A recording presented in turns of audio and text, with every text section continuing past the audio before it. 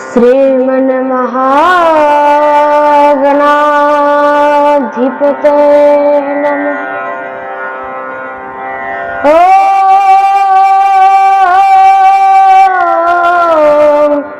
श्री सरस्वते नमः। अस्मद् श्री गुरु श्री चरण कमलेभ्यो नमः। वन्दे अहं श्री गुरु श्रीयुतपदकमल श्री गुरु वैष्णवांश्च श्रीरूपं साग्रजातं सहगण रघुनाथान्वितं तं सजीवं साद्वैतं सावधूतं परिजन सहितं श्री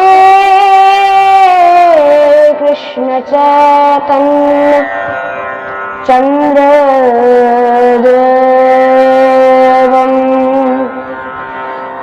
श्री राधा कृष्ण वादान सहगण ललितान श्री विशाखान्विता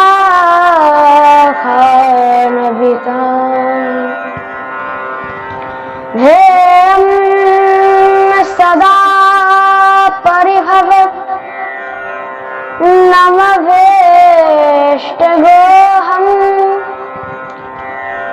तीर्थास्पदं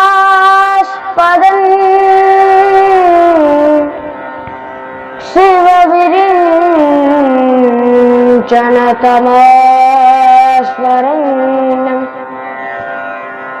पवित्रार्तेऽहं प्रणतपानदिवोत्तम वन्दे महापुरुषस्य चरणारविन्द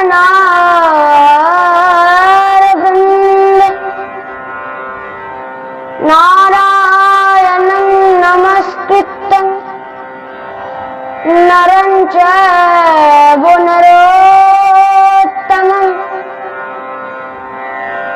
देवीं सरस्वतीं व्यासं ततो जयमुदीरयेत् सुकरो प्रबोधयितुं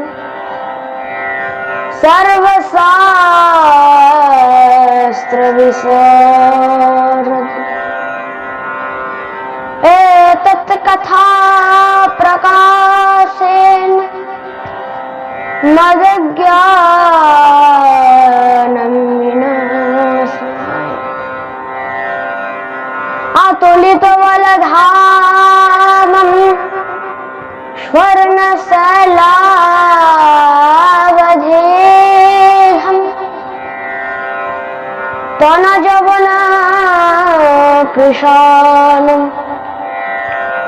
व्याननापत्रगन्नं सकलगुणनिधानं वानरानपति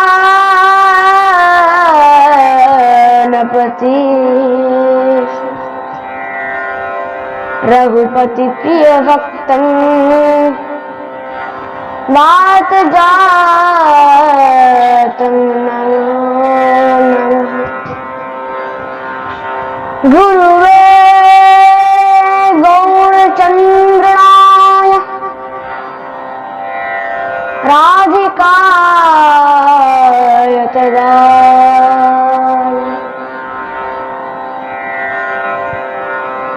श्री कृष्णाय कृष्ण भक्ताय तद्भक्ताय ते नमः। श्री कृष्ण चैतन्य प्रभु नित्यानंद श्री अद्वैत गदाधर श्रीवासादि गौर भक्तवृंद। सवाई जन हाथ पर करें। हरे कृष्ण कृष्ण कृष्ण हरे हरे हरे राम राम राम हरे हरे। जय जय श्री राधा रमण जय जय नवल किशोर जय गोपी चित चोर प्रभु जय जय माखन चोर। राधा मेरी स्वामिनी मैं राधे जुको दास जन्म जन्म मोहे दीजियो श्री वृंदावन को वास। बोलिए श्री सुखदेव भगवान की जय। बोलिए भक्तवत्सल भगवान की जय। जय जय श्री राधे निताय गौर हरि हरि बोल। भारत विज्ञा समर्पयामि श्री पुराण तवाय नमो नमः। विज्ञा समर्पयामि श्री जलेन शीतलीकरणं पुष्पे देवादिवन्दनम्। ओम देहो शांतिरन्तरिक्षकुं शांति पृथिवी शांतिरातः शांति रोगदय शांति वनस्पते शांति विश्वे देव शांति ब्रह्म शांति सर्वज्ञ शांति शांतिरेव शांति श्यामा शांतिरे हस्ते पुष्पं धित्वा मंत्रपुष्पाञ्जलिं समर्पयामि। ओम नानासुगन्धपुष्पाणि यथा कालो भवान् च पुष्पाञ्जलिर्मया दत्तरेहान परमेश्वरः। मंत्रपुष्पाञ्जलिं समर्पयामि श्री पुराण पुरुषोत्तमाय नमो नमः।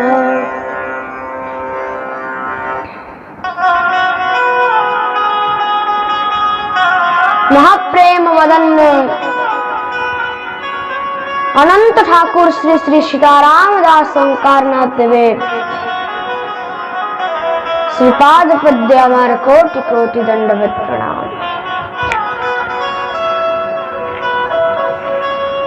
सर्वाग्रे আমার গুরু মহারাজের শ্রী চরণে ব্যাসপীঠ থেকে কোটি কোটি দণ্ডবত প্রণাম জানাই।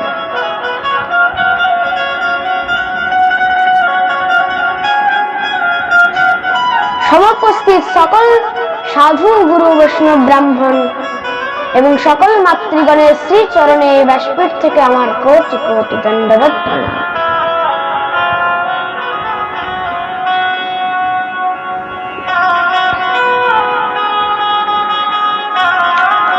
ইউটিউবের মাধ্যমে যারা লাইভ শ্রবণ করছেন তাদেরও শ্রীচরণে ব্যাসপীঠ থেকে আমার কোটি কোটি দণ্ডবত প্রণাম।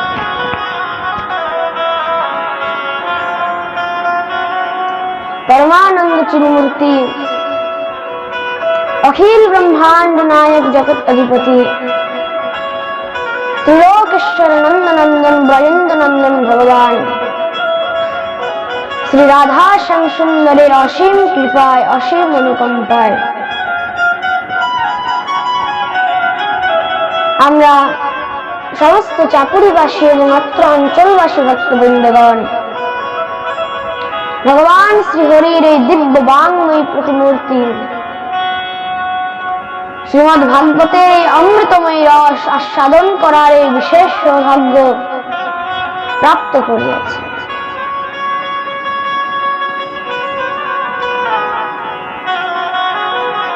যে শৃঙ্খলায় কালকের পাঠে আমরা ভগবানের জন্মের লীলা শ্রবণ করলাম, বামন অবতারের কথা শ্রবণ করলাম, তো দেখুন ভগবানের এখানে যে জন্ম হয়েছে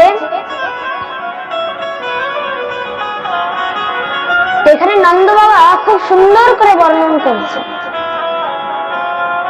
বলছে দেবতা বালকৃষ্ণশ্চ চতুর্বর্গ প্রদায়তে শিরো মে বালকৃষ্ণশ্চ চতুর্বর্গ প্রদায়তে। এখানে শ্রীমদ্ ভাগবতের মধ্যে প্রথম খণ্ডের দশম স্কন্ধের পঞ্চম অধ্যায়ের মধ্যে নন্দোৎসবের খুব সুন্দর বর্ণনা করা হয়েছে। 18টি শ্লোকে এখানে নন্দোৎসবের দিব্য বর্ণনা করেছে। তার মধ্যে প্রথম শ্লোক নন্দস্তাত্মজ উৎপন্নে জাতল্লাদ মহামনঃ আহুয় প্রাণ বেদ জ্ঞান স্নাতঃ সুচিরলঙ্কিতঃ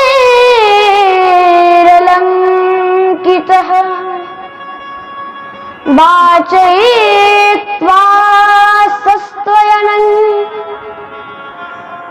जातकर्माग्मजस्य वै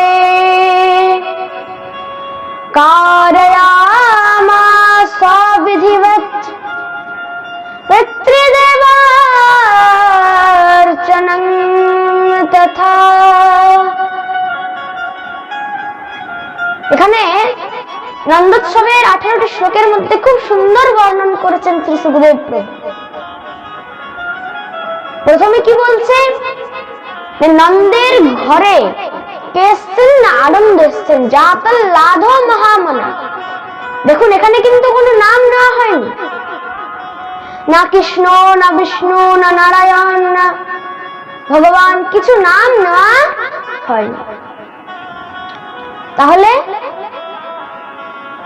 বলে জাতল লাদো মহামনা, আল্লাহ এসছেন। নন্দের ঘরে কে এসছেন? জোরে বলুন, আল্লাহ এসছেন, মানে আনন্দ এসছেন। তার জন্য এখানে বলছে নন্দকে আনন্দ भयो জয় কन्हैया লাল কি, হাতি দিয়ে ঘোড়া দিয়ে और দিয়ে পাল কি। বলছে কাকে দিয়েছে হাতি ঘোড়া, কাকে দিয়েছে পালকি? জওয়ানদেরকে হাতি ঘোড়া, বুড়োদেরকে পালকি। নন্দকে আনন্দ भयो জয় কन्हैया লাল কি। দিব্য আনন্দ চলছে সেখানে। এবার সে আনন্দের মধ্যে খুব ঠেলাঠেলি গোলমাল হচ্ছে, তো অনেক ভিড় রয়েছে। কালকে কেমন আনন্দ হয়েছিল এখানে, তো সেই রকম সেখানে নন্দের ঘরের মধ্যে সে আনন্দ হচ্ছে। তো সেই এত ভিড়ের মধ্যে, এত ঠেলাঠেলির মধ্যে একটা 125 বছরের বুড়ি, সে মহারাজ একটাও দাঁত নেই, ঢুকে পড়েছে। সেও আনন্দের মধ্যে ঢুকে পড়েছে। যখন আনন্দের মধ্যে ঢুকেছে, আনন্দ করতেছে। এবার এক সখীর ঘর আরেক সখীর একটু একদম পাশাপাশি। তো এক সখী আরেক সখীকে বলছে, আচ্ছা সখী একটা কথা বলবো। বলছে কি? এই যে নন্দের ছেলেটা হয়েছে না, এটার মধ্যে নিশ্চয়ই কোনো গোলমাল রয়েছে। বলে কি গোলমাল রয়েছে?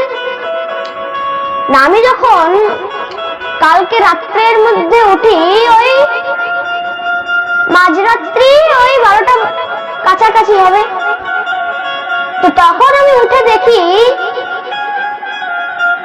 যশোমতীর কাছে খুব সুন্দর একটি কন্যা ছিল। আর সকাল হতেই চারিদিকে খবর হয়ে গেছে লালা भयो है लाला एक अचंभो सुनोरी सजनी अज हरे भयो के होरा। और रात रात में नंद रानी के चोरी है गयो छोरा। যখনই বলেছে বুড়ি একদম খিলখিল খিলখিল করে হাসতে লেগেছে। যখন বুড়ি খিলখিল করে হাসছে, মহারাজ কোন এক গোয়ালা মহারাজ এত বড় একটা মাখনের ডেলা নিয়ে যখনই ছুঁড়েছে, একদম বুড়ির মুখের মধ্যে গপ করে ঢুকে গেছে। যখনই ঢুকেছে বুড়ি একদম আমনে আমনে আমনে আমনে করছে। মহারাজ আরে কি হলো কি হলো? বলে আরে डोकरी इतना बड़ा लोंदा चलोगे, पूछ रही है का भयो का भयो। प्रेम से बोलो রাধে রাধে। এখন আমাদের নন্দ জন্ম হয়ে গেছে, তো নন্দের ঘরে আনন্দের জন্ম হয়ে গেছে, ভগবানের জন্ম হয়ে গেছে। এবার একটু ব্রজ ভাষা চলবে। বুঝতে পারো তো ব্রজ ভাষা? কে কে বুঝতে পারো ব্রজ ভাষা? একবার হাত উপরে করো তো সবাই। বলে বৃন্দাবন বিহারী লাল কি জয়।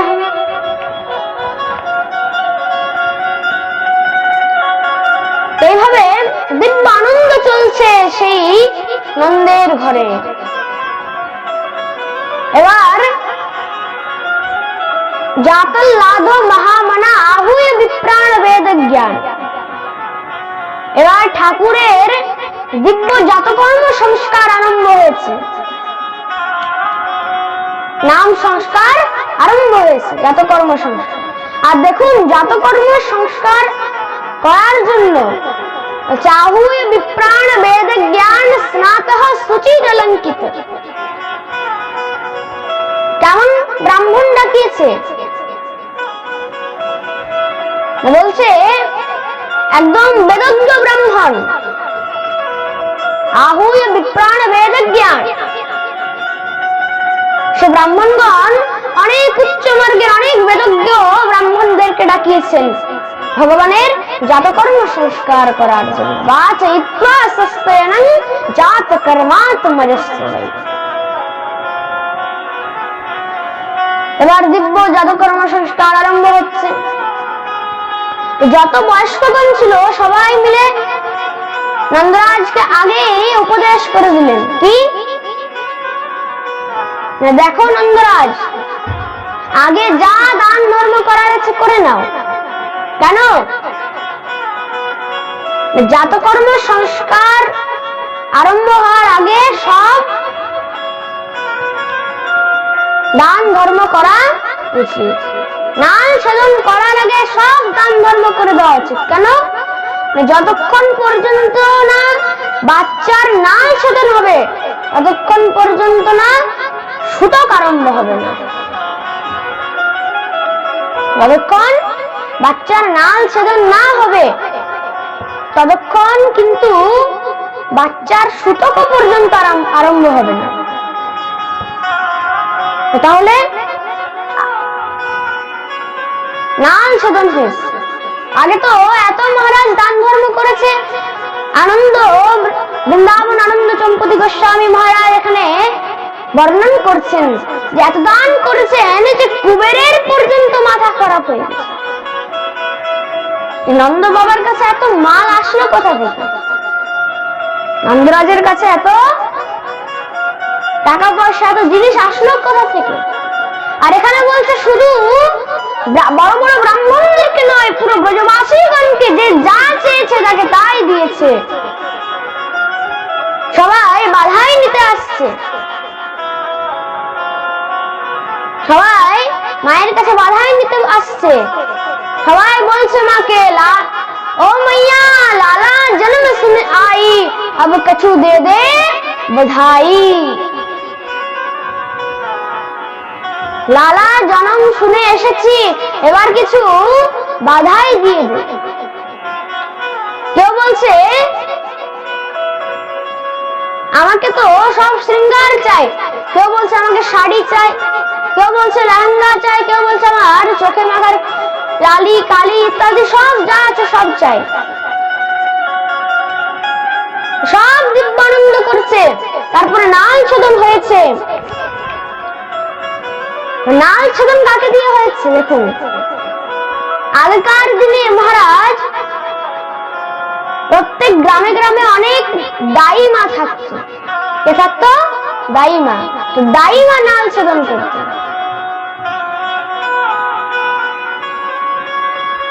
দাইমা নাল ছেদন করত।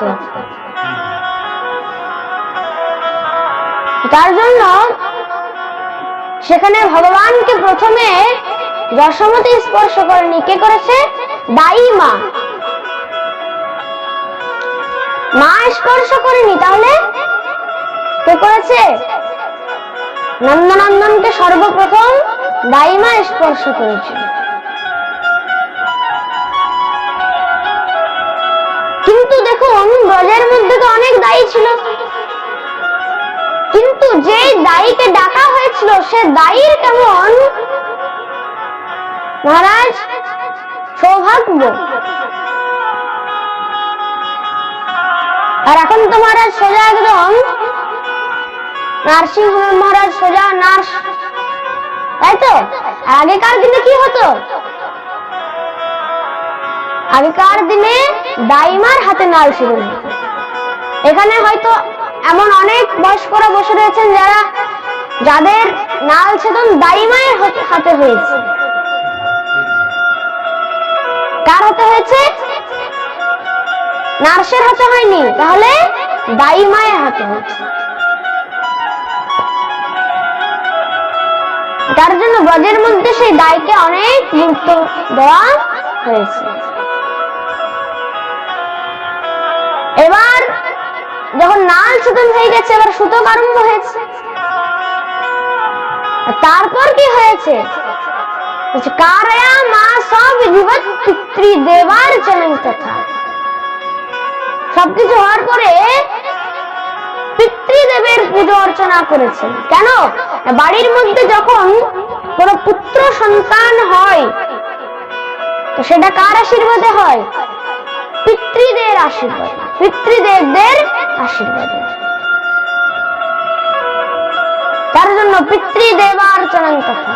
আর বাড়ির মধ্যে কোনো মঙ্গল কার্য হলে সেখানে সর্বপ্রথম আগে স্বস্তি বাচন দিয়ে পাঠ করা উচিত। তো দিব্য স্বস্তি বাচন দিয়ে পাঠ আরম্ভ করলেন।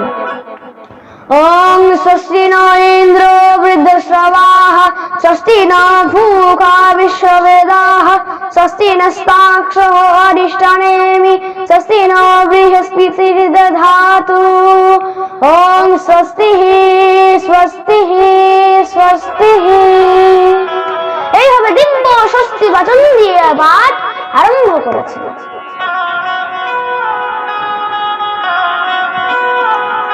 এবার পিতৃপুরুষের পূজা অর্চনা করেছে। মনে রাখবেন, পিতৃপুরুষ যদি রুষ্ট থাকে তাহলে বাড়ির মধ্যে কোনো সন্তান আসে না।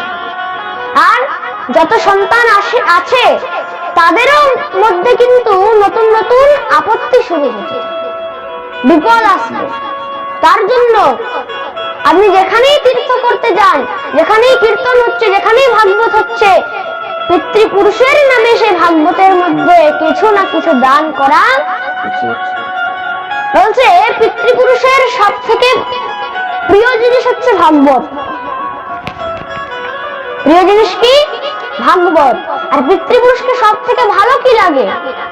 বলছে গোদান, স্বর্ণদান, রজতদান, অন্নদান, বস্ত্রদান। আর সে বস্ত্র কি রকমের? বলছে শ্বেত বস্ত্র, মানে সাদা রঙের বস্ত্র পিতৃপুরুষকে অত্যন্ত প্রিয়। সে সাদা রঙের বস্ত্র পিতৃপুরুষকে অত্যন্ত প্রিয় লাগে, তার জন্য এসব দান করা উচিত। নাহলে কি হবে, তারা পিতৃলোকের মধ্যে তারা ক্ষুধার্ত থাকে। আর দেখুন, বাড়ির কোনো বয়স্ক বাড়ির কোনো মেম্বার যদি খিদাই থাকে আর আপনারা এদিকে বেশ মহারাজ খুব করে খাচ্ছেন, খুব আনন্দ করছেন, তাহলে কি হবে, তখন তারা অভিশাপ দিয়ে দেবে যে আমাদের বংশের মধ্যে জন্ম করে, আমাদের রক্তে জন্মগ্রহণ করার আমাদেরকেই খেতে দিচ্ছে না, যা অভিশাপ দিচ্ছি, এদের বংশ নষ্ট হয়ে যাবে। তার জন্য সবসময় পিতৃপুরুষের নামে দান, ধর্ম, তর্পণ, শ্রাদ্ধ ইত্যাদি করা উচিত।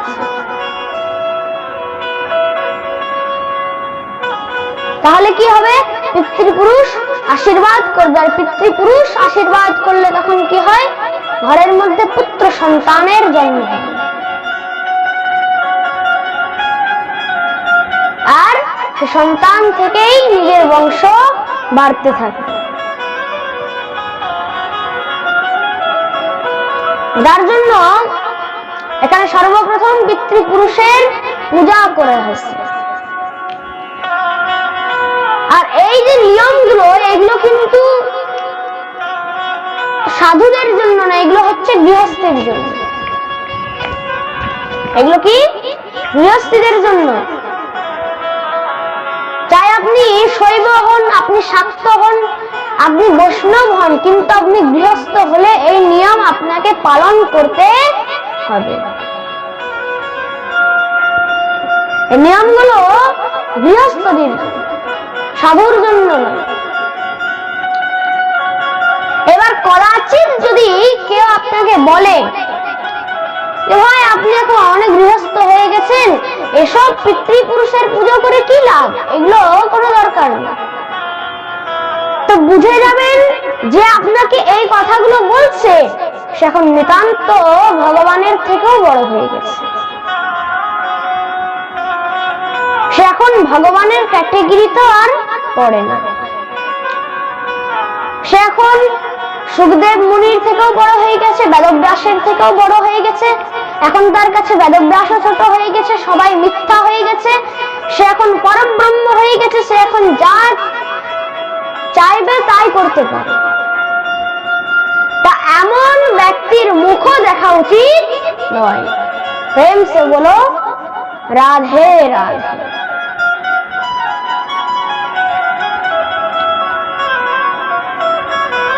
আর এই নিয়মগুলো কিন্তু একমাত্র গৃহস্থর জন্য, সাধুর জন্য নয়। আচ্ছা, সাধুকে,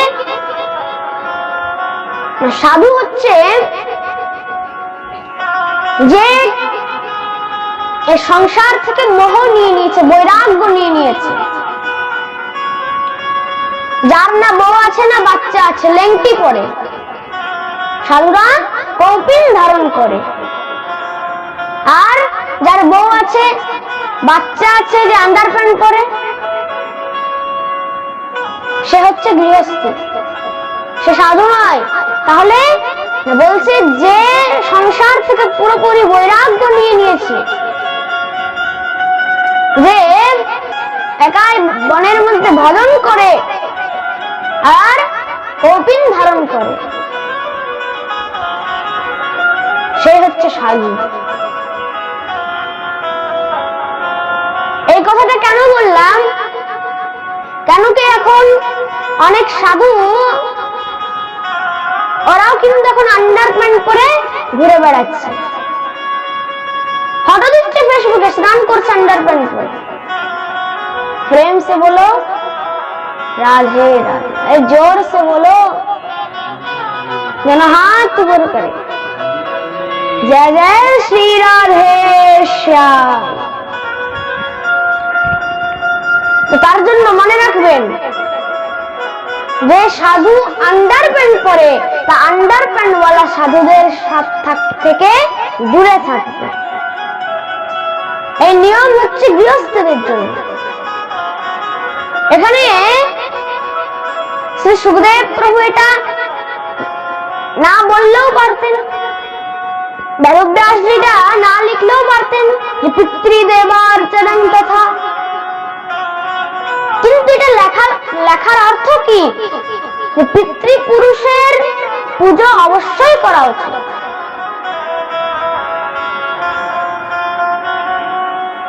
সেইভাবে দিব্য জাতকর্ম সংস্কার আরম্ভ করা হয়েছে। এবার জাতকর্ম সংস্কার হয়ে গেছে, আর ওইদিকে কি হয়েছে, মথুরার মধ্যে সকাল হতেই সেই কন্যা জোরে জোরে কাঁদতে লেগেছে। এই কন্যাকে বসুদেব নিয়ে গিয়েছিল গোকুল থেকে। এবার সে কন্যা তো খুব জোরে জোরে কান্না করছে। সব দুয়ার পালেরা গিয়ে সেখানে কংসকে খবর দিয়েছে যে মহারাজ অষ্টম সন্তান হয়ে গেছে। আর কি হয়েছে? বলে কন্যা হয়েছে। কন্যা হয়েছে, দৌড়ে গিয়েছে বলে, কিন্তু অষ্টম সন্তান তো পুত্র হওয়ার কথা ছিল, কন্যা কি করে হলো? নিশ্চয় দেবতাদের চাল হবে। কিন্তু কন্যা বলে কি আমি ছেড়ে দেব? যখনই সে কন্যাকে দেবকীর হাত থেকে ছিনিয়ে নিতে চেয়েছে, দেবকী বলছে, আরে দাদা ছেড়ে দাও, ছেড়ে দাও, এ তো কন্যা, এ তোমার কি নষ্ট করবে? আরে কন্যা বলে কি আমি ছেড়ে দেবো নাকি? যে মহিষাসুরকে মেরেছিল সে কে ছিল? সে একজন কন্যা ছিল। রক্ত বীজকে যে মেরেছিল সে কে ছিল? সে একজন কন্যা ছিল। শুম্ভ নিশুম্ভকে যে মেরেছিল সে কে ছিল? সেও একজন কন্যা ছিল। কন্যা বলে কি ছেড়ে দেব? কন্যার মধ্যে যা শক্তি রয়েছে পুরুষের মধ্যে তার অর্ধেক শক্তিও নেই। তো কন্যা বলে আমি ছেড়ে দেব না বলে যখনই হাতে নিয়ে যখনই মারতে উদ্যত হয়েছে, যখনই আচার মারতে উদ্যত হয়েছে, সেই কন্যা হাত থেকে ছাড়া পেয়ে আর দিব্য অষ্টভুজা রূপ ধারণ করেছে। একদম অষ্টভুজা রূপ ধারণ করে আর কংসকে বলছে, মূর্খ কংস, তুই আমাকে মারবি? আমি তোর কাল নই। তোর যে কাল রয়েছে সে কাল এই ব্রজমণ্ডলের মধ্যে তোর আশেপাশেই জন্মগ্রহণ করে নিয়েছে। সে অতি শীঘ্রই বড় হয়ে তোকে মারতে আসবে। এই বলে সে মায়া দেবী বিন্ধ্য পর্বতের উপর চলে গেলেন। সেখানে এবার নিবাস করতে লাগলেন, তো তার নাম হয়ে গেল বিন্ধ্যবাসিনী। বলে বিন্ধ্যবাসিনী মায়া কি জয়।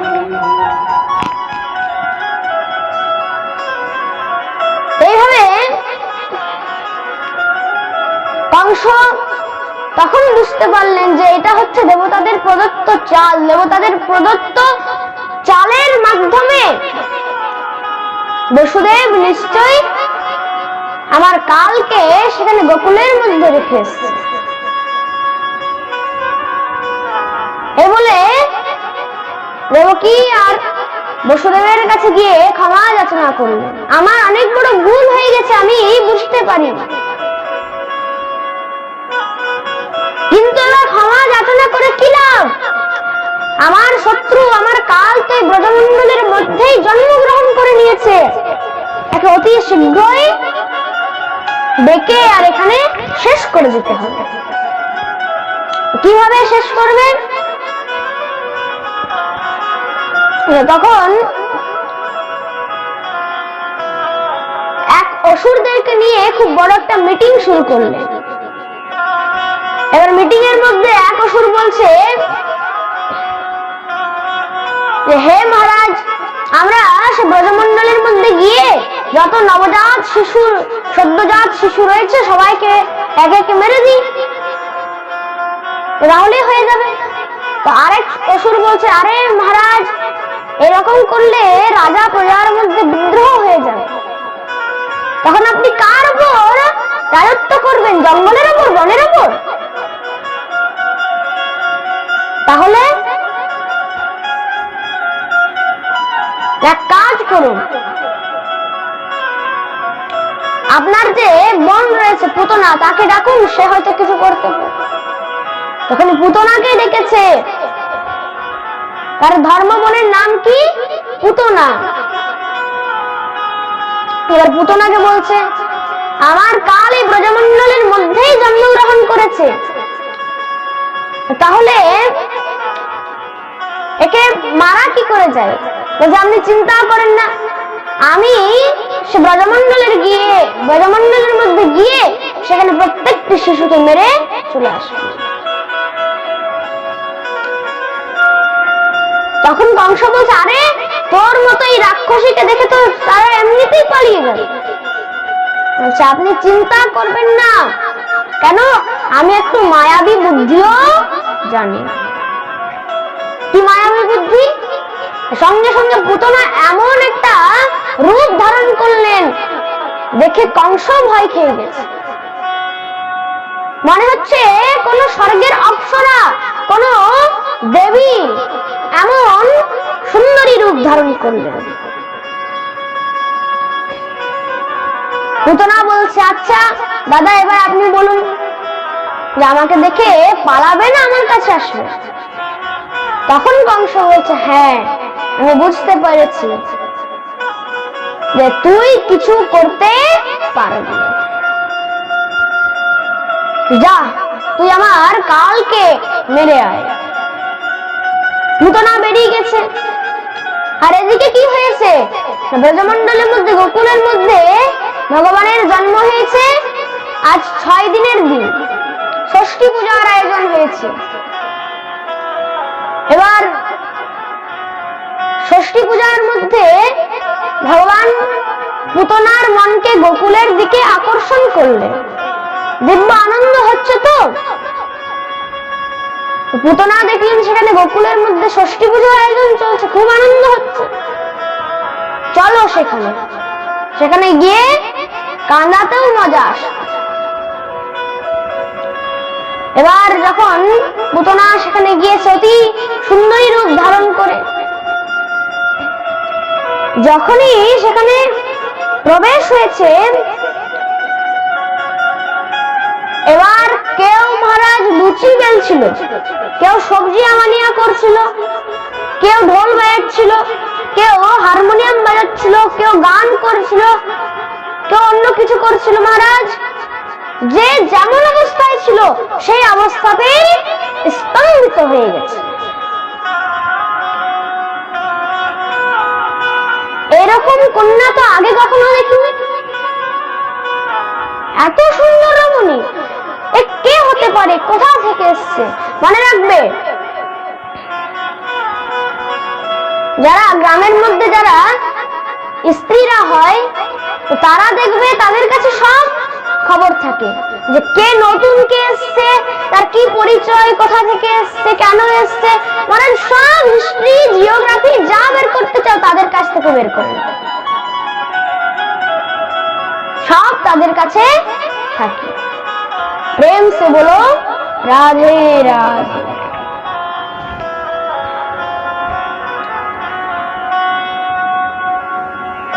এবার সবাই বিচার করছেন যে কে হতে পারে। কাত্বম কঞ্জফলাম বলছে, কোনখান থেকে এসছে, কেন এসছে? যখন পুতনা সেখানে বাড়ির মধ্যে প্রবেশ করেছে, তো যশোমতী দেখে একদম অবাক হয়ে গেছে। আরে বোন, কোথা থেকে এসেছিস? তখন পুতনা বলছে, বোন বলছিস আর আমাকেই চিনিস না? আরে তোর বোনই তো হয়, তোর বাপের বাড়ি থেকে এসেছি। যখনই শুনেছে বাপের বাড়ি থেকে, মহারাজ একদম আনন্দের 10 ডবল হয়ে গেছে। আরে আয় আয় আয়, বস বস বস, তোর জন্য কিছু জল খাবারের ব্যবস্থা করে একটু তুই বিশ্রাম কর। আচ্ছা, আমি বিশ্রাম করার জন্য এসেছি? আমি নাকি শুনলাম তোর এক খুব সুন্দর নীল মণির মতো একটা পুত্র হয়েছে, তো সেই পুত্রের দর্শন করার জন্য আমি এত দূর থেকে এসেছি। তোর পুত্রকে একটু কোলে দিবি না? বলছে হ্যাঁ নিশ্চয়। যখন কোলে দিয়েছে যশোমতি সেখানে দাঁড়িয়ে রয়েছে। তো পুতনা দেখলেন এমনি করে তো মারা যাবে না, তাহলে যশোমতিকে বলছে আরে এত দূর থেকে এলাম, একটু জল খাবারের ব্যবস্থা কর। বলছে হ্যাঁ হ্যাঁ অবশ্যই এখনই করছে। যশোমতি চলে গিয়েছে। এবার কি করেছে, সেই যে পুতনা ছিল সে নিজের স্তনের মধ্যে কালকুট বিষ মাখিয়ে নিয়ে চলে এসেছে। তো কালকুট বিষ মাখিয়ে আর ভগবানকে পান করাচ্ছে। ভগবানও পান করছে। এবার পান করতে করতে ভগবান সে বিষ পান করতে করতে পুতনার প্রাণকে পান করতে লাগলেন। পুতনার প্রাণকে পান করছেন। এবার তখন আস্তে আস্তে পুতনা আর থাকতে পারছে না। তখন পুতনা জোরে জোরে চিৎকার করছে আরে ছেড়ে দে ছেড়ে দে ছেড়ে দে। ভগবান তো আর ছাড়ছে না। এবার কি করেছে, নিজের আসল রূপ রাক্ষসী রূপ ধারণ করে দৌড়াতে লেগেছে। যখনই দৌড়াতে লেগেছে পেছনে পেছনে সব ব্রজবাসীগণ দৌড়ছে আরে লে গেও লে গেও লে গেও। এবার সব যখন দৌড়াচ্ছে ভগবান আর ছাড়ছে না, বলছে আরে ছাড় ছাড় ছাড়। পুতনা আর কি জানে, হয়তো ভগবান তাকে বলছে পুতনা আমি এত সহজে কাউকে ধরি না, আর যাকে একবার ধরে নি তাকে আর ছাড়ি না। প্রেম সে বলো রাধে রাধে। এই বলে বলে দিব্য তার বিষ পান করতে করতে পুরো প্রাণকে পান করে দিলেন। সেখানেই পুতনার দিব্য শরীর একদম ধারাম করে পড়েছে। পুরো তিন লোকের মধ্যে আওয়াজ হয়েছে।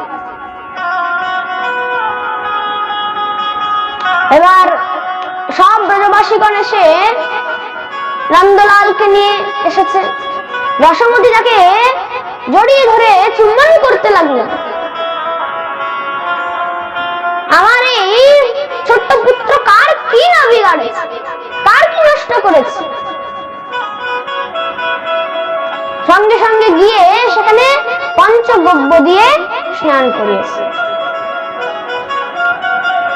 এবার দেখুন, শরীরের মধ্যে কোনো সন্তানকে যদি কেউ কোনো অস্পৃশ্য যদি একটু স্পর্শ করে বা কোনো নজর লেগে যায়, তখন পঞ্চগব্য দিয়ে স্নান করাতে হয়।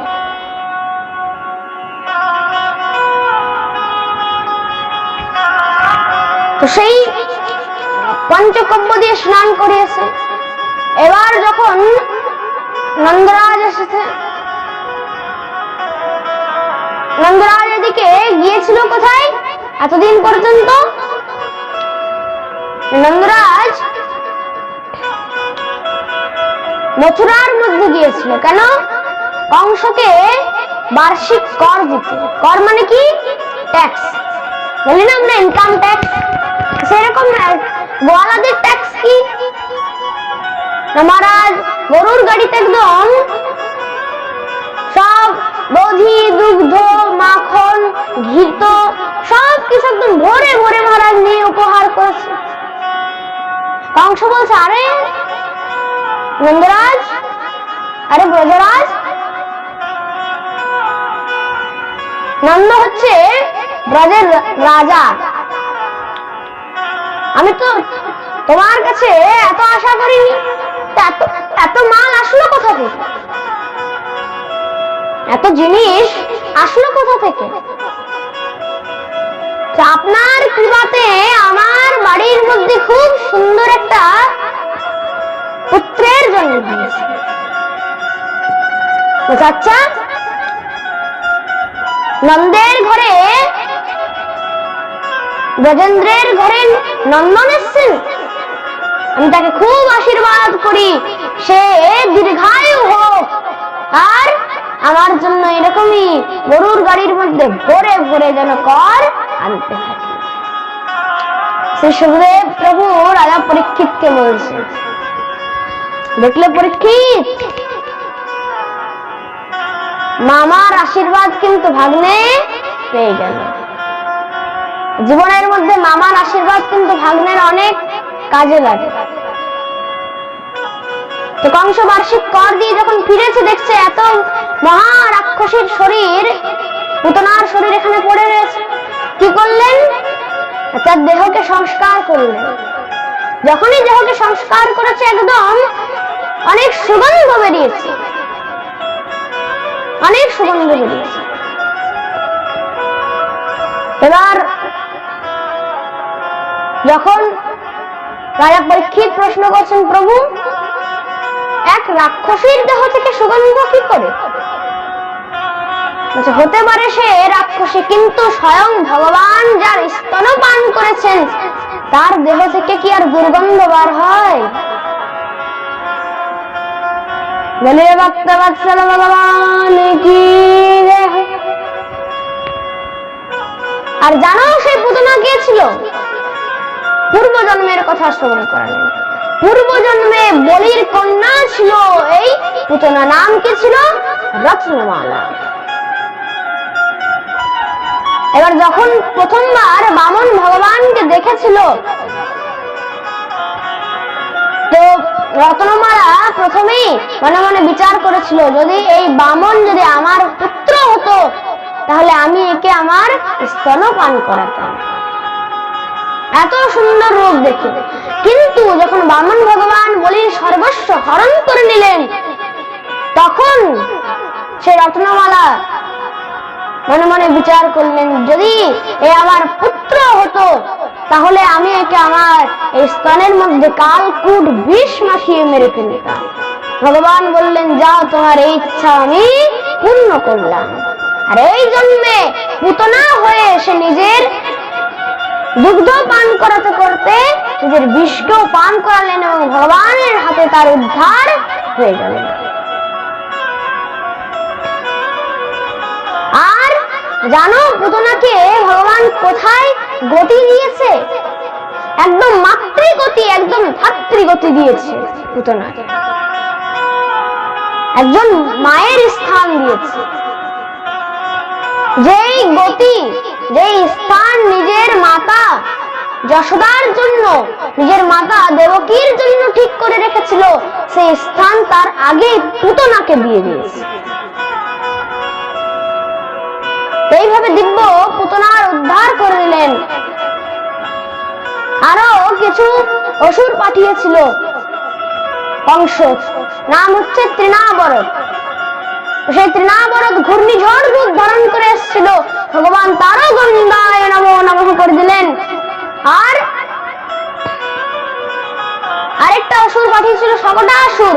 সেই শকটাসুরেরও কিন্তু ভগবান উদ্ধার করে দিলেন। গোবিন্দায় নমো নমঃ। বলে ভক্তবৎসল ভগবান কি জয়। আর দেখতে দেখতে আনন্দ করতে করতে 4 মাস পেরিয়ে গেল, কিন্তু ভগবানের এখনো নামকরণ হয়নি, নাম সংস্কার হয়নি। কেন না বলে নন্দের ঘরে দিব্য এমন প্রতিদিন আনন্দ চলছে যে নামকরণ হয়নি, এটা নন্দ একদম ভুলেই গেছিল, একদম ভুলে গেছিল। এবার কি করেছে? নামকরণ সংস্কার আরম্ভ করালো। কাকে ডেকে? গর্গাচার্য মুনিকে ডেকেছে। আর গোশালার মধ্যে একদম গোপনে সেখানে নামকরণ সংস্কার আরম্ভ করিয়েছে। নামকরণ সংস্কার আরম্ভ করেছে। প্রথমে বলছে, আচ্ছা এই রোহিণী পুত্রের নাম আগে বলুন, আগে বড় পুত্রের নাম বলুন। বলছে, দেখো এই বড় পুত্র, এই রোহিণী পুত্র যত সুন্দর দেখতে, যত সুন্দর দেখতে ততই কিন্তু এর মধ্যে অনেক বলবান আছে, অনেক বল আছে। তার জন্য নাম রাখা হলো বলরাম, বলিয়ে বলরাম ভগবান কি জয়। আর তার দ্বিতীয় নাম হলো শঙ্কর্ষণ। যদুবংশীর মধ্যে আকর্ষণ ধরে রাখবে তার জন্য তার নাম হয়ে গেল শঙ্কর্ষণ। আর রাজ বললেন, আর এই ছোটজন, এই ছোটর নাম কি হবে? তখন ধ্যানে বসে তিনি হাসতে লাগলেন। তিনি বললেন যে এর ভগবানের স্বয়ং ভগবান যিনি, তার আর কি নাম রাখা হবে? তার প্রতি যুগে যুগে আলাদা নাম হবে। নন্দরাজ বলছে, এর কি নাম লেখা হবে? বলছে, কখনো সাদা হয়ে আসে, কখনো নীল হয়ে আসে, এই জন্য কৃষ্ণ বর্ণের হয়ে এসছে, কালো রঙের হয়ে এসছে, তার জন্য নাম হবে কৃষ্ণ। বলে কৃষ্ণ কানাইয়া লাল কি জয়।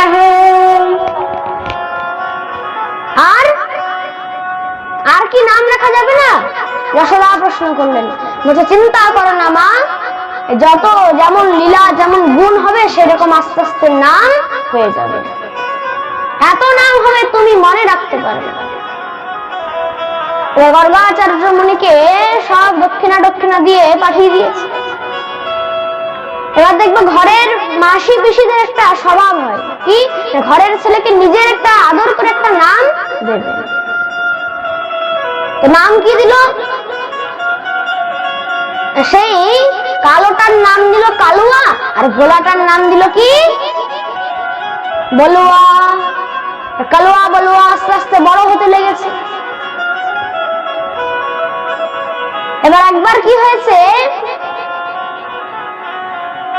এদিকে কৈলাস থেকে স্বয়ং শিবশঙ্কর ভগবান শম্ভুনাথ তিনি একবার ভগবানের দর্শন করতে গোকুলের মধ্যে এসেছেন। এবার যখনই এসে জোরে জোরে ধ্বনি দিতে লেগেছে,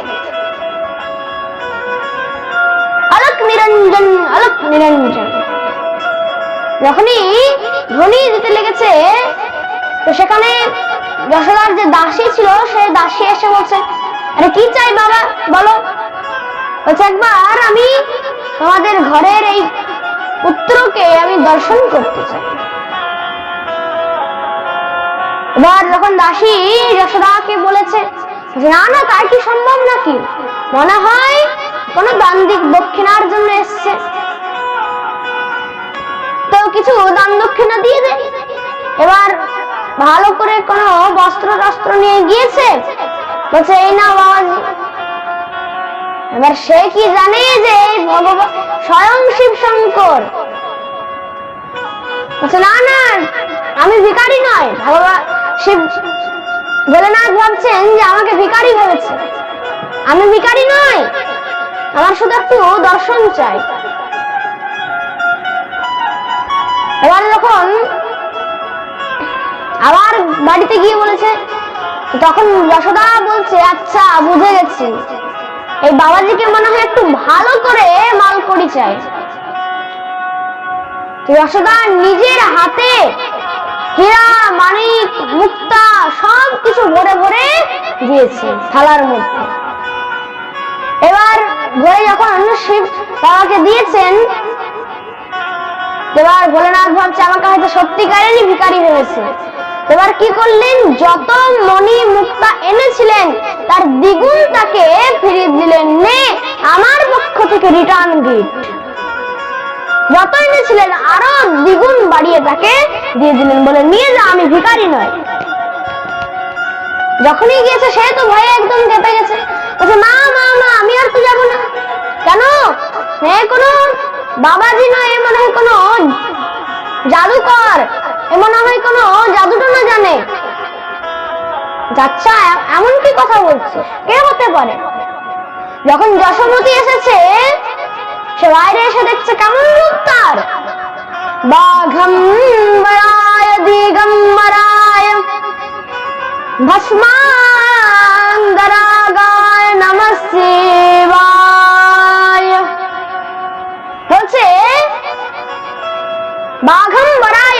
মানে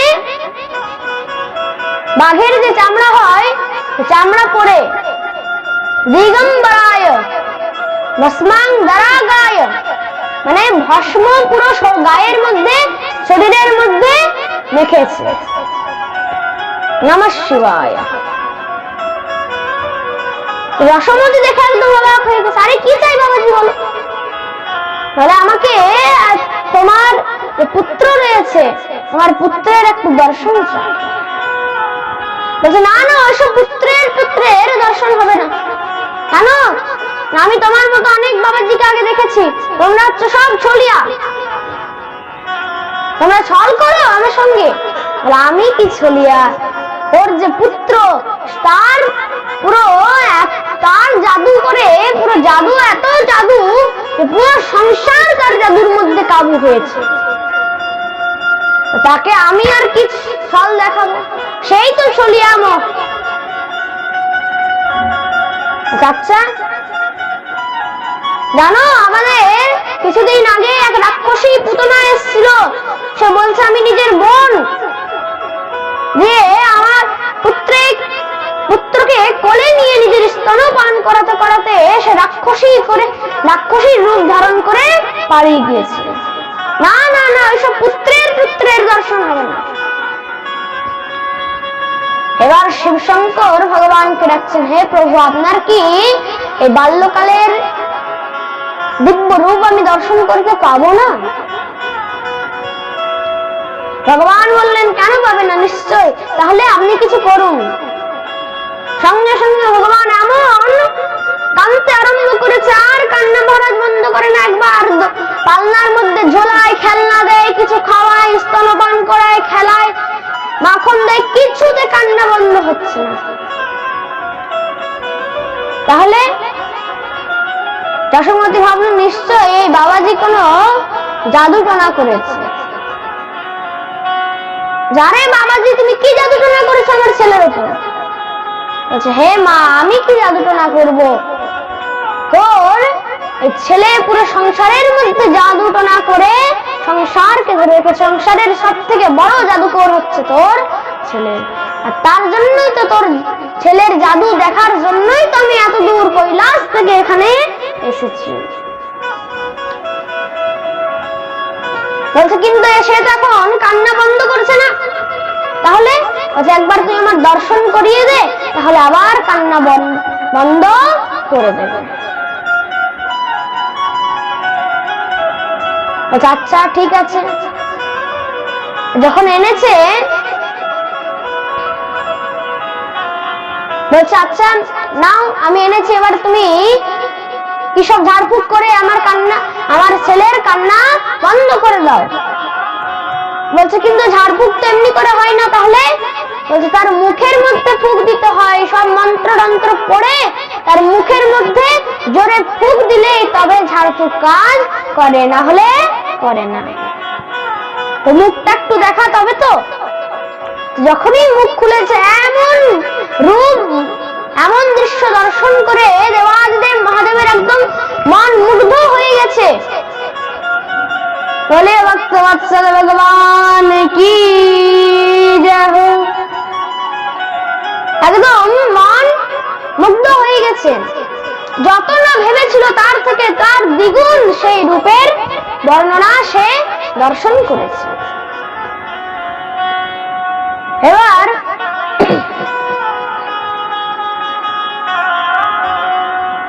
ভগবান যখনই ভগবানকে প্রণাম করে তার মুখের মধ্যে ফুঁক মেরেছে, সঙ্গে সঙ্গে ভগবান কান্না বন্ধ করে দিয়েছে। বাহ, তুই তো ভালো জাদু জানিস। বলছে, হ্যাঁ। এবার বলছে, আচ্ছা এবার কান্না বন্ধ হয়ে গেছে, একটু তোর ছেলের চরণগুলো একটু আমার এই জটার মধ্যে একটু ছুঁয়ে দে। বলছে, না না, এসব ছোঁয়াছাত হবে না এখানে। সঙ্গে সঙ্গে ভগবান আবার এমন কান্না আরম্ভ করেছে, আর কান্না বন্ধ হয় না। পালনার মধ্যে ঝোলাচ্ছে, খেলনা দিচ্ছে, স্তনপান করাচ্ছে, কিছুতেই আর কান্না বন্ধ হয় না। এবার বলছে, ঠিক আছে, আর তোর যদি জটার মধ্যে এত শক্তি রয়েছে, তাহলে আমি আমার পুত্রের এই চরণগুলো তোর জটার মধ্যে ছোঁয়াবো, কিন্তু আমার পুত্র কান্না বন্ধ করবে তো? বলছে হ্যাঁ অবশ্যই। যখনই জটার মধ্যে ছুঁয়েছে, দিব্য ভগবানকে প্রণাম করেছেন, আবার সঙ্গে সঙ্গে কান্না বন্ধ করে দিয়েছে। আর তখন থেকে মা যশোমতী বলছে আচ্ছা তাহলে তুমি এবার থেকে তোমার একটা মন্দির বানিয়ে দিচ্ছি, আর তুমি এখানেই থাকো। আচ্ছা ঠিক আছে, তাহলে আমার আর কোনো চিন্তা থাকবে না। আর আজ পর্যন্ত বৃন্দাবনের মধ্যে, সেখানে গোকুলের মধ্যে সেই শিব শঙ্কর ভগবান রয়েছেন, তার নাম হলো চিন্তা হরণ শিব শঙ্কর। বলে চিন্তা হরণ শিব শঙ্কর ভগবান কি জয়। এইভাবে দিব্য আনন্দ চলছে। আর এবার ভগবান আস্তে আস্তে বড় হচ্ছে, বড় হয়ে এবার হাঁটু গেড়ে গেড়ে চলতে লেগেছে। বা যখন হাঁটু গেড়ে গেড়ে চলছে, মানে মা যশোমতী কি করলেন, তাকে হাঁটানো শেখাচ্ছে। আর এখন তো মহারাজ সব একটা রেডিমেড বেরিয়ে গেছে না, ওয়াকার, তাই তো? প্রেম সে বলো রাধে রাধে। ওই দিকের মায়ের এত চিৎকার করবেন না, শান্ত হয়ে বসে যাবেন।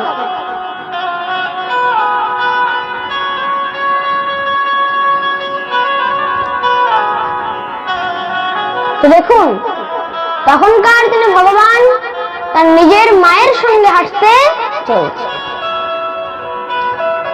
যশোমতী হাঁটতে শেখাচ্ছে ভগবান। यशोदा हरि को चलने सिखाए। যখন হাঁটতে শিখেছে ভগবান, এবার আস্তে আস্তে দৌড়তে লেগেছে। এবার দৌড়াতে দৌড়াতে একদিন হঠাৎ করে ধবাস করে পড়েছে, সঙ্গে সঙ্গে মুখ থেকে আওয়াজ বেরিয়েছে মাইয়া মাইয়া মাইয়া। যখনই আওয়াজ বেরিয়েছে মা তো একদম দৌড়ে এসে তাকে কোলে নিয়েছে একদম। আরে কি আনন্দ যশোমতী, সবাইকে ডেকেছে, अरे नंद बाबा अरे बलराम किधर हो, जल्दी आओ, अरे रोहिणी दीदी इधर आओ इधर। अरे की हलो की हलो, अरे देखो देखो আমার কানাই আমাকে মা বলেছে। আচ্ছা বলে হ্যাঁ, আর মাকে ব্রজ ভাষায় কি বলে, মাইয়া। এবার যখন বাবাকে বলছে ঠিক আছে আমাকে দাও আমাকে দাও, বাবার যখন কোলে এসছে বাবা বলছে আচ্ছা কানাই আমি কি হয় আমি। তখন মা একটু কানে কানে আস্তে করে বলে দিলেন আরে বলে দাও বাবা। যেই বলেছে ঠাকুর মহারাজ একদম জোরে লাফ দিয়ে উঠে বলেছে বাবা। যখনই বলেছে নন্দরাজ তো একদম এত খুশি হয়ে গেছে। মহারাজ বলরাম ভাই বলছে আচ্ছা কানাই আমি কে, ভাইয়া। এভাবে দিব্য কথা বলতে লেগেছে। আর আস্তে আস্তে এখন একটু ছোট তো তোতলা তোতলা কথা কি সুন্দর লাগে শুনতে। সব গোপীগণ নন্দরাজের বাড়িতে সকাল থেকে সন্ধ্যা পর্যন্ত থাকে, ভগবানের দিব্য লীলা চলছে। এইভাবে দিব্য ভগবান এখন কথা বলতে শিখে গেছে, দৌড়তে শিখে গেছে। একদিন যশোমতী সব জায়গায় খুঁজেছে, আরে কানাই কানাই কোথায় আছিস, কোথায় আর দেখতে পাচ্ছে না। এবার দেখতে দেখতে খুঁজতে খুঁজতে ভান্ডার ঘরের মধ্যে যখন গিয়েছে, ভান্ডার ঘরে গিয়ে দেখে সেখানে ভগবান সে হাড়ির মধ্যে হাত ঢুকিয়ে বসে আছে। সঙ্গে সঙ্গে দৌড়ে গিয়েছে, আরে কানাই কি করছিস। এবার ভগবান দেখলেন যদি চুরি ধরা পড়ে যায়, বলছে আরে মা আমি একটু তুই যে আমার হাতের মধ্যে এত বালা টালা পরিয়ে দিস না, ওইগুলোতে আমার হাতটা খুব গরম হয়ে যায়, তার জন্য আমি ননির ভিতরে হাত ঢুকিয়ে হাতটা একটু ঠান্ডা করে দিচ্ছি। যশোমতি বলছে, দেখ বাবা, হাত ঠিক করছিস ভালো, হাত ঠান্ডা করছিস ভালো, পেট ঠান্ডা করে দিস না আবার। বলছে না না মা। বলছে কেন না? ননি খেলে তখন অপচ হয়ে যায়। বলছে ঠিক আছে, খাবো না। এবার আবার একদিন খুঁজতে খুঁজতে দেখছে সেই ভান্ডার ঘরের মধ্যে আজকে শুধু হাত ঢুকিয়ে নয়, হাতের মধ্যে ননি নিয়ে গপাগপ খাওয়া আরম্ভ করে দিয়েছে। নিয়ে সঙ্গে সঙ্গে কানটা ধরেছে, কি রে সেদিন তোকে বললাম না যে ননি খাবি না? বলছে মা আমি ননি খাইনি। দেখছি যদি চুই ধরা পড়ে যায় তাহলে তো মার খাবো। বলছে আমি ননি খাইনি মা। চাচ্চা তাহলে আজকেও কি হাত ঠান্ডা করছিলিস? বলছে না না, ওই আসলে একটু ঘুরতে ঘুরতে ভাবলাম যে আমিও তো বাড়ির মালিক, আমার কাছে কিছু কাজ ছিল না, তো দেখছি ননির হাড়ির মধ্যে পিঁপড়ে লেগে গেছে, তো আমিও ভাবলাম যে একটু পিঁপড়ে গুলোকে বেঁচে দিই। তো ওই পিঁপড়ে বাঁচতে বাঁচতে আমার হাতের মধ্যে ননি লেগে গেছে। আচ্ছা, পিঁপড়ে শুধু হাত দিয়েই বেঁচেছিস না কিছু মুখ দিয়েও বেঁচেছিস? বলছে কেন মা? এই যে মুখের মধ্যে লেগে রয়েছে। বলছে ওই আসলে ওই পিঁপড়ে বাঁচতে বাঁচতে একটা পিঁপড়ে হাত দিয়ে ভরে উঠতে উঠতে উঠতে উঠতে উঠতে মুখের কাছে চলে গেছে, তো সেই পিঁপড়েকে ধরে নামাতে গিয়ে মা মুখের মধ্যে ননি লেগে গেছে। যখনই বলেছে যশোমতি একদম তাকে জড়িয়ে ধরেছে। এইভাবে দিব্য সেই ননির পেছনে দিব্য লীলা চলে যাচ্ছে।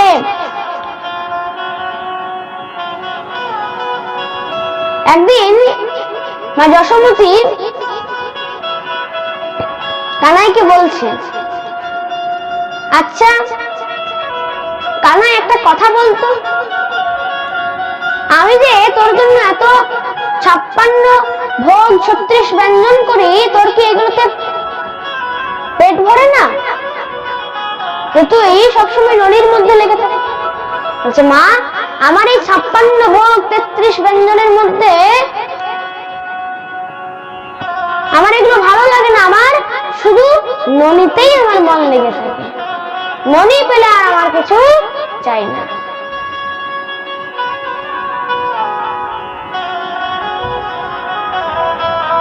এবার কি করছে, যখন এইসব কথা গোপীগণ শুনে, তো গোপীগণ মনে মনে ভাবে, আহা আমাদের শ্যামসুন্দর কত ননি পছন্দ করে, একবার যদি শ্যামসুন্দরকে আমরা পেতাম, আমরা নিজের হাতে তাকে ননি। একদিন ভগবান সেখানে খেলা করছেন, সব গোপীগণ মিলে বলছে, আরে কানাই আয় আয়। আরে আয় না কেন? তুই যদি আসিস তাহলে আমরা নিজের হাতে তোকে ননি খাওয়াবো। আর যখনই শুনেছে ননি, তার কি থাকতে পারে নীলমণি, সঙ্গে সঙ্গে দৌড়ে চলে গেছে, আসছি আসছি। যখনই মহারাজ গোপীদের ঘরে গিয়েছে, গোপীরা তো মহারাজ একদম তাকে একদম ধরে বেঁধে একদম মহারাজ তার চুলের মধ্যে পাগড়ি বেঁধে একদম চটি বেঁধে দেয়, তাকে টিপে দেয় অনেক জোরে জোরে, আর তাকে নিজের হাতেই ননি খাওয়ায়। একদিন ভগবান গ্রামের মধ্যেই ঘুরছিলেন, সব রাখাল বালকরা এসেছেন। আচ্ছা একটা কথা বল, তুই কি এসব ঠিক করছিস? কি? দেখ, এক গ্রামের মধ্যে থাকতে হলে কিন্তু সবাইকে একসাথে নিয়ে চলতে হবে। বলছে হ্যাঁ ভাই, কথা তো তুমি ঠিক বলেছো, কিন্তু কি হয়েছে? বলছে তুই রোজ গোপীদের বাড়ির মধ্যে গিয়ে ননি খেয়ে আসিস, আমাদেরকে একবার নিয়ে যাস। আচ্ছা ঠিক আছে, চলো এবার তোমরাও যাবে। একদিন এক গোপীর কাছে সব 10-12 জন রাখাল বালক সাথে ভগবান নিজে এসেছে। বলছে গোপী, আরে কি হয়েছে? বলছে আমরা সবাই মিলে ননি খেতে এসেছি। হ্যাঁ, সবাই মিলে ননি খেতে এসেছিস? আমরা কি এখানে তোদের ঠেকা নিয়ে বসে রয়েছি নাকি? না, বেরিয়ে যায় এখান থেকে। ভগবান মুখ ফুলিয়ে বেরিয়ে গেল। সমস্ত রাখাল বালকরা বললেন তাহলে হয়তো কানাই আমাদের আর ননি খাওয়া হবে না। বলছে কেন হবে না? নিশ্চয়ই খাওয়া হবে। বলছে কি করে? এবার থেকে আমরা দেখো, যদি সোজা আঙ্গুলে ঘি না ওঠে তবে আঙ্গুল বেঁকা করতে হয়। কি করব না? আমাদেরকে তো ননি দিচ্ছে না, তাহলে আমরা চুরি করে খাবো। বলছে চুরি করে? কিন্তু কানাই চুরি করা তো অপরাধ। চুরি করা অপরাধ নয়, চুরি করা হচ্ছে ঘোর অপরাধ। কিন্তু নিজের বাড়িতে চুরি করা অপরাধ নয়। আর আমরা যদি ননি না খাই, আমরা যদি চুরি করে ননি না খাই, তাহলে কি হবে? এই ননি, এই দুগ্ধ, এই দধি, মাখন, ঘৃত, এগুলো সব সে অসুরদেরকে খাইয়ে দেবে। আচ্ছা, তাহলে ভগবান একটা খুব সুন্দর একটা সেবা সমিতি তৈরি করেছে। এবার সেবা সমিতির কাজ কি? বাড়িতে বাড়িতে গিয়ে সেখানে চুরি করে ননি খাওয়া।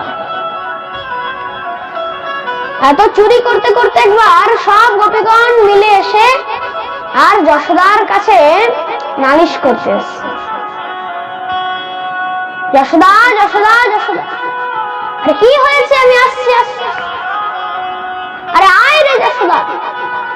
বলছে আরে কি হয়েছে বলবি তো? কি হয়েছে সেটা তো বলবি। সব গোপীগণ মিলে বলছে আরে কি হয়নি সেটা বল।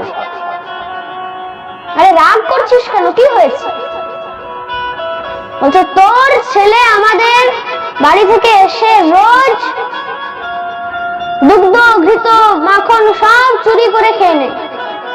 আচ্ছা, এত চিন্তা কেন করছিস? আমার বাড়ি থেকে যার যত লোকসান হয়েছে সব নিয়ে যাবি। বলছে আরে যশোদা, তুইও কত পাগল। যদি 200-500 গ্রাম খেত, আমরা কি তোর কাছে চাইতে আসতাম? তাহলে বলে ও শুধু নিজে খায় না, ওর কাছে আরো 10-12 জন বন্ধু মিলে এসে খায়। তাতেও যখন মান ভরে না, বানর গুলোকে ডেকে ডেকে এনে খাওয়ায়, সব হাড়ি টাড়ি ভেঙে ফুটিয়ে দেয়। আচ্ছা, এবার তাহলে তোমরা কিছু ব্যবস্থা কেন করছো না? কি ব্যবস্থা করো? যখন তারা আসে তখন তাদেরকে ভালো করে একবার ধমক টমক দিয়ে দেবে, পরের বার থেকে আর আসবে।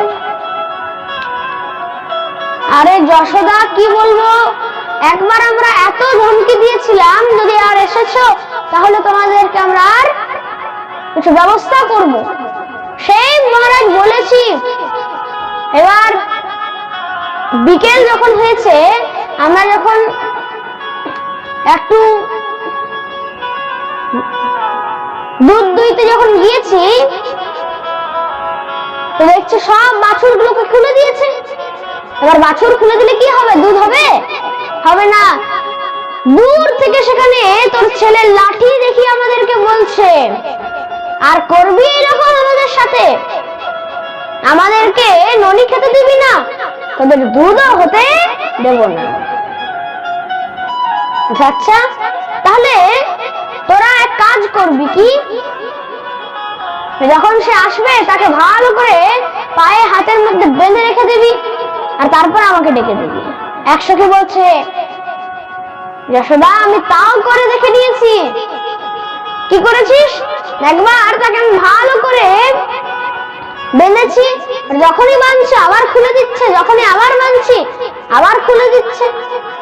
ভাবছি ভালো করে কি বাঁধা হচ্ছে না। তখন তোর ছেলে বলছে, আরে সখী, তুমি এখনো ভালো করে বাঁধতেই শেখোনি, দাও আমি তোমাকে বাঁধতে শিখিয়ে দিচ্ছি। আমার মা আমাকে মাঝে মাঝে বাঁধে, তো আমি খুব ভালো করে বাঁধতে শিখে গেছি।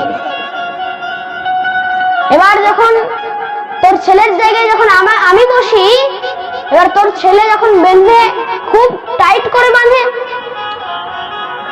সে তখন বলে, বুঝে গেলে তো কেমন করে বাঁধতে হবে। তখন আমি বললাম, হ্যাঁ বুঝে গেছি,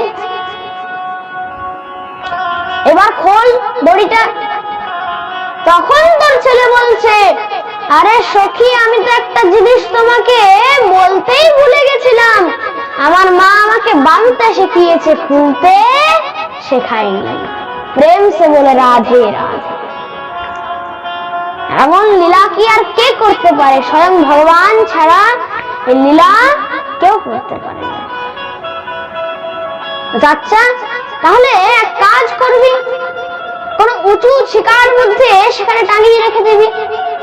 ছোট বাচ্চা তো, আর মহারাজ তাহলে আর পারতে পারবে না। বলছে, আরে আমরা তাও করে দেখে নিয়েছি, সে কি আর একাই আসে? 5 জনের উপর আরো 2 জন, 2 জনের উপর আরো 3 জন, সেই 10-12 জনের উপর সে নিজে চাপে, তারপর হাড়ি ভেঙে খায়। আচ্ছা, কিন্তু তাহলে এক কাজ করবি, তোরা অন্ধকার ঘরের মধ্যে রেখে দিবি। আমরা তাও করে দেখে নিয়েছি, অন্ধকার ঘরের মধ্যে রাখলে তোর ছেলে তো একদম কালো, কিন্তু যখনই আমাদের বাড়ির মধ্যে আসে তখন পুরো চলে আসে আলো। তোর ছেলে হতে পারে কালো, কিন্তু পুরো সংসারের জন্য সে আলো, পুরো সংসারের জন্য সে ভালো। যখনই সে আমাদের এখানে আসে একদম মনির মতো চকচক করে, এত আলোর মধ্যে সে আবার খুঁজে পেয়ে। যখনই সঙ্গে সঙ্গে গোবিন্দকে ডেকেছে, কানাই এদিকে আয়। বলছে, কি হয়েছে মা? বলছে, এত নালিশ কেন আসছে? বলছে, কি করেছি মা? বলছে, এই যে তুই নাকি এদের সব হাড়ি ফাড়ি ভেঙে দিয়েছিস, চুরি করে খায়। বলছে, না না মা, আমি কোনো চুরি করি না, এরা নিজেরা শাশুড়ি বউ মিলে ঝগড়া করে দিয়ে হাড়ি টাড়ি ফাটায়, আর যত দোষ সব নন্দের বেটা, আমার উপর ফাঁসিয়ে দেয়, আমি একদম চুরি করিনি। তখন সব গোপীগণ মিলে বলছে, দেখছিস যশোদা কত মিথ্যা কথা বলছে। তখন ভগবান বলছে, আসলে এরা কোনো নালিশ করতে আসে না, এরা আমাকে দেখতে আসে। সত্যি তো গোপীগণ ভগবানের লীলা দর্শন করতে সেখানে আসে।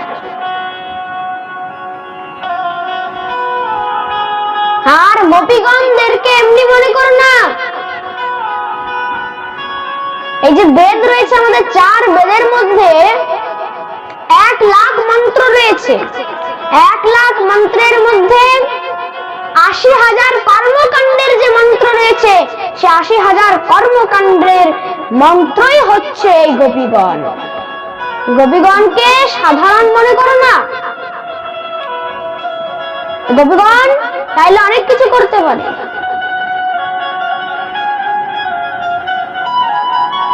এবার সবাই চলে গিয়েছে। একদিন ভগবানকে মা যশোদা জিজ্ঞাসা করছে, আচ্ছা একটা কথা বলতো, আমি যে তোর জন্য নিজে দধি মন্থন করি, এই যে দাসীগুলো এত ভালো করে দধি মন্থন তো করতে পারে না, তাহলে মনে হয় তাহলে আজকে মা যশোদা স্বয়ং নিজে দধি মন্থন করেছে। কেন? সে বিচার করছে যে হয়তো গোবিন্দের সেই দাসীদের মন্থন করা দধি হয়তো ভালো লাগে না, তার জন্য চুরি করে খায়। সেই যশোদা আজকে নিজে দধি মন্থন করছেন। এবার ভগবান সেখানে এসছেন। কেন? যশোদা সেখানে দধি মন্থন করতে করতে ভগবানের নাম করছে। ভগবানের যেখানে নাম হয় সেখানে কি আর ভগবান থাকতে পারেন না? ভগবান স্বয়ং চলে এলেন।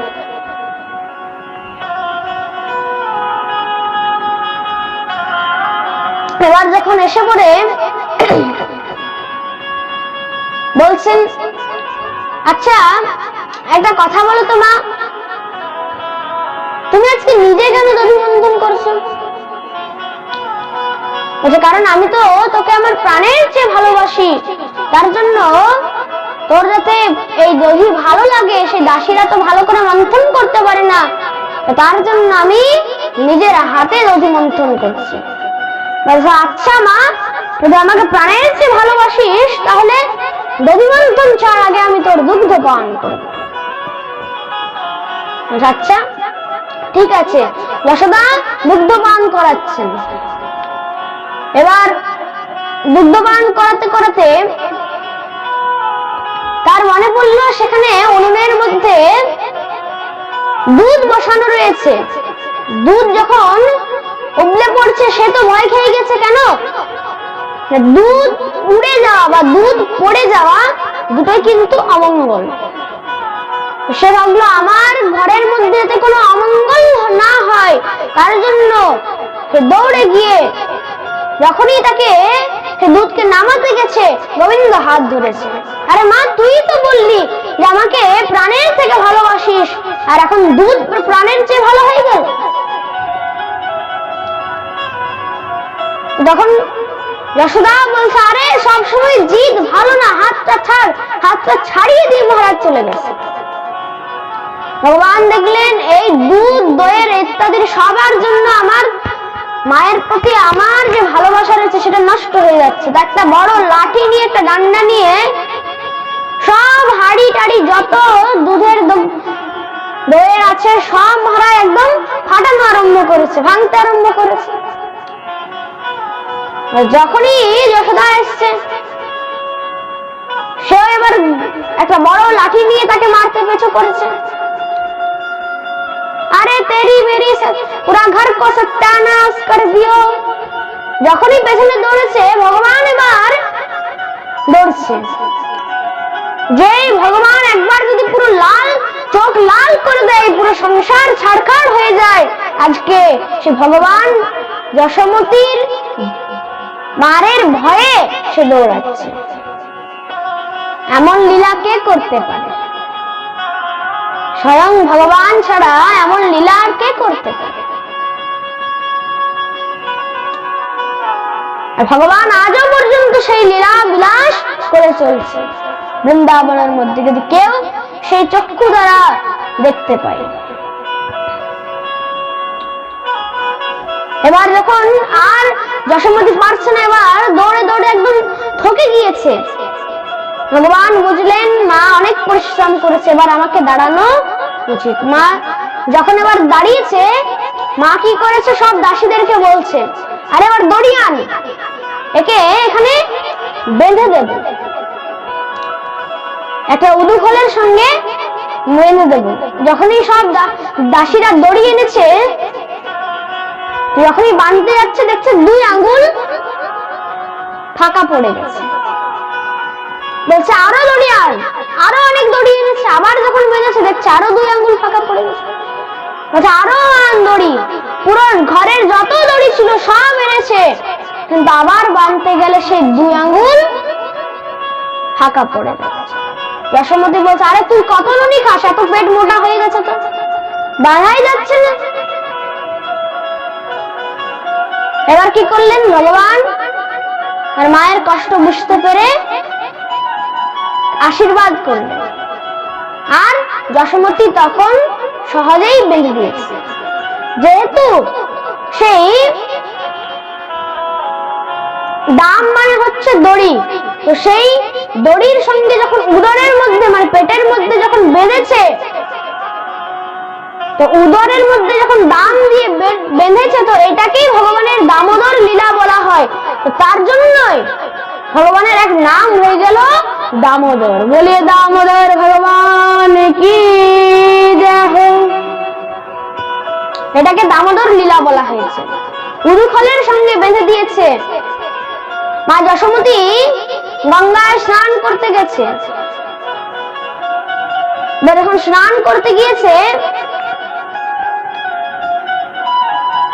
ভগবান কি করলেন? চলতে লেগেছেন, উদুখলের সঙ্গেই চলতে লেগেছেন। সামনে দুইটি যমলার্জুন বৃক্ষ দাঁড়িয়ে রয়েছে। এবার দুই বৃক্ষের মাঝে দিয়ে গোবিন্দ তো পেরিয়ে গিয়েছে, কিন্তু উদুখল সেই দুই বৃক্ষের মধ্যে আটকে গেছে। যখনই আটকে গেছে, ভগবান একটু চাপ দিয়েছে, সঙ্গে সঙ্গে ধারাম করে দুই বৃক্ষ পড়ে গেছে। পুরো তিন লোকের মধ্যে সে আওয়াজ শোনা গেছে। সেই যমলার্জুন কে ছিল? কুবেরের দুই পুত্র। কুবেরের দুই পুত্র। আর বলছে, দেখো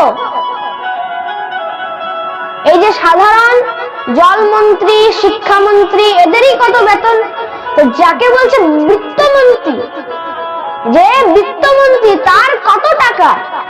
তো মনে রাখো, কুবেরকে, কুবের হচ্ছে দেবতাদের ফাইন্যান্স মিনিস্টার। প্রেম সে বলো রাধে রাধে। দেবতাদের বিত্তমন্ত্রী হচ্ছে কে? কুবের। অনেক টাকা পয়সা রয়েছে, অনেক টাকা পয়সা। এবার সেই যমলার্জুন, সেই দুই পুত্র কাউকে ভয় করে না, অভিমান ঢুকে গেছে। বড় বাপের বেটা। এবার একবার এক হ্রদের মধ্যে সব খুব সুন্দরী সুন্দরী রমণীর সঙ্গে স্নান করছেন। এবার জলের মধ্যে বস্ত্র খুলে, বস্ত্র ত্যাগ করে স্নান করছেন। মনে রাখবে, জলের মধ্যে উলঙ্গ হয়ে স্নান করা কিন্তু খুব পাপ। কেন? তাতে কিন্তু গঙ্গা দেবী খুব রাগ করে, এটা অপরাধ। দেবর্ষি নারদ সেদিক থেকে যাচ্ছেন, সব রমণীগণ লজ্জায় একদম বস্ত্র নিয়েছে, কিন্তু যমলার্জুন সে দুইজন কিন্তু বস্ত্র পরেন। তারা আবার উল্টো অট্টহাস করছে। দেবর্ষি নারদ তাদেরকে বললেন, আরে দেবর্ষি, কোথায় সাধু গুরুজনকে দেখে প্রণাম করবে, স্বাগত করবে, সেটা তো নেই, উলঙ্গ হয়ে জলের মধ্যে স্নান করছো। অভিশাপ দিচ্ছি, পরের জন্মে তোমরা জড় হয়ে যাবে, মানে বৃক্ষ হয়ে যাবে। সঙ্গে সঙ্গে চরণে পড়েছে। এবার দেবর্ষি সাধু তুল্য তো, যত তাড়াতাড়ি রুষ্ট হন তত তাড়াতাড়ি রুষ্ট হয়ে যাবে। বললেন, আচ্ছা ঠিক আছে, দাপরের অন্তে ভগবান যখন স্বয়ং কৃষ্ণ রূপে অবতার নেবেন, তখন সেই ভগবান তোমাদের উদ্ধার করে দেবেন। আর আজকে সেই দুই যমলার্জুন বৃক্ষ উদ্ধার হয়ে গেল। তারা ভগবানের দিব্য স্তুতি করছে, বলছে এই দুটি চোখ কিসের জন্য? মরার সময় যদি দুটি চোখ দিয়ে শুধু তোমার যেন দর্শন পাই, এই মুখ কিসের জন্য? মরার সময় যেন তোমার কথা বলতে পারি, হরিনাম যেন করতে পারি। কান কিসের জন্য? মরার সময় যেন তোমার কথা শুনতে পারি। আর এই হাত কিসের জন্য? মরার সময় যেন তোমার এই হাত দিয়ে আমি সেবা করতে পারি। এইভাবে দিব্য স্তুতি করে নিজের দেহগুলোকে ত্যাগ করলেন। এবার যখন স্নান করে যশোমতী এসছেন, দেখছেন দুটি যমলার্জুন বৃক্ষ পড়েছে, সব একদম ভয় খেয়ে গেছে। সে উদুখলের সঙ্গে যে দড়ি বাঁধা ছিল সেটাকে খুলে ভগবানকে ভেতরে নিয়ে গেছেন। সব গোকুলবাসী একদম ভয় খেয়ে গেছে। গোকুলের মধ্যে সব ব্রজবাসীগণ বলছেন, এবার নন্দ মহারাজ, আমাদেরকে কিন্তু এবার গোকুল ছাড়তে হবে। কেন? এই গোকুল ছেড়ে তোমরা যাবে কোথায়? গোকুল ছাড়া আমাদের আছে কি? তখন তাদের মধ্যে বিদ্বান বুদ্ধিমান সে বলছেন, হ্যাঁ, গোকুলের থেকেও এক জায়গা খুব সুন্দর রয়েছে, যার নাম হচ্ছে শ্রীধাম বৃন্দাবন। বলে বৃন্দাবন ধাম কি জয় হো, বলে কৃষ্ণ কন্হैया लाल की जय हो। এবার ভগবান শুনে আরো খুশি হলেন। ভগবান খুশি হয়ে তিনি বিচার করতে লাগলেন যে এবার থেকে আমার বৃন্দাবন লীলা শুরু হয়ে যাবে। এবার সকলে মিলে বৃন্দাবনে গিয়েছে। বৃন্দাবনের মধ্যে সেখানে বৃন্দাবনের লীলা আরম্ভ করলেন। সেখানেও এবারে দিব্য লীলা চলছে। আর লীলা কেমন? স্বয়ং ব্রহ্মা আশ্চর্য হয়ে গেছে, ইন্দ্র আশ্চর্য হয়ে গেছে। সেখানে বৃন্দাবনের মধ্যে যে গোবর্ধন আছে, গোবর্ধন পর্বতের কিন্তু মাঝে মাঝে পুজো হয়। বৃন্দাবনের সব নন্দরাজ সবাইকে দিয়ে মালপত্র আনাগোনা করছে। কেন? এবার বৃষ্টির দেবতা, বর্ষার দেবতা স্বয়ং দেবরাজ ইন্দ্রর পুজো হয়। দেবরাজ ইন্দ্রের পুজো করলে কি হয়? বৃষ্টি পায়। এবার তার পুত্র স্বয়ং ভগবান তাকে বলছেন, কিন্তু হে পিতা, আমরা দেবরাজের পুজো কেন করব? বলছে, কারণ সেটা আমাদের কর্তব্য, অনেক বছর ধরে আমরা এটা করে আসছি। আর যদি না করে আমাদের বৃষ্টি বন্ধ হয়ে যাবে, আর যদি বৃষ্টি বন্ধ হয়ে যায় তখন আমাদের ফসল হবে না। ফসল না হলে, ঘাস টাস যদি না হয়, তাহলে আমাদের গরুদের জন্য খাবার হবে না। গরুদের জন্য খাবার না হলে আমরা দুধ পাবো না। দুধ না হলে আমাদের সংসার কি করে চলবে? আচ্ছা বাবা, এই যে ইন্দ্র তোমরা পুজো করছো, তো ইন্দ্রকে কখনো দেখেছো? বলছে, না, দেখিনি। তোমরা যে ইন্দ্রের নামে যে পুজো করছো, এত কিছু জিনিস দিচ্ছ, তো ইন্দ্র সেগুলোকে নেয়? বলছে, না, নেয় না। তাহলে ইন্দ্র, তুমি কি করে বুঝলে যে ইন্দ্র এটা করছে? বলছে, তোর বলার উদ্দেশ্য কি? বলছে, দেখো পিতা, দেবরাজ ইন্দ্র স্বয়ং ভগবান বিষ্ণুর এগুলো আদেশ মেনে এগুলো করছে, এগুলো কোনো পুজোর জন্য করেনি। তাহলে আমাদের সামনে স্বয়ং সাক্ষাৎ রূপে ভগবান দাঁড়িয়ে রয়েছে, আমরা তার পুজো করছি না। কে? স্বয়ং গিরিরাজ গোবর্ধন, তার পুজো করো। কেন? তার মধ্যে আমাদের ফসল হয়, তার মধ্যে আমাদের গরু সবাই আমরা চড়াতে যাই, গোচারণ করতে যাই। সেখানে গোচারণের জন্য সেখানে গরুদের খাদ্য আমরা পাই। তার গিরিরাজ গোবর্ধনের মধ্যে যত গাছ রয়েছে, সেই গাছ থেকে আমরা কাঠ পাই, কত কিছু পাই, পাথর পাই। যে স্বয়ং সাক্ষাৎ রূপে এখানে বিদ্যমান হয়ে রয়েছেন, তার পুজো করো। তো ইন্দ্রর পুজো বন্ধ করিয়ে গিরিরাজের পুজো আরম্ভ করল। বলে गिरिराज गोवर्धन की जय हो, बोले भक्तवत्सल भगवान की जय हो, बोले कृष्ण कन्हैया लाल की।